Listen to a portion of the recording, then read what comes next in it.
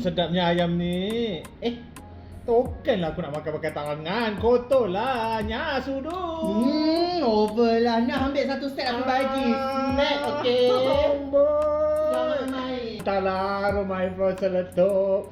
Dia bagi kita snack korang. Tengok ni set lengkap. Ada garpu, ada sudu, ada pisau, ada susu kecek. Susu kecek ni comel. Tu dessert ke? Oh la. Sup-sup. Ada 6 semua. Dia bagi 6. Memang dapat. Berat tau. Berat tau. Berat. Ada banyak warna tak? Ada banyak warna. Pergi tengok tablet kuning. Tak korang kalau nak dapatkan set sudu ni, hari raya nak bergaya meletup, nak tunjuk sikit kat makcik-makcik tu kan. Nah.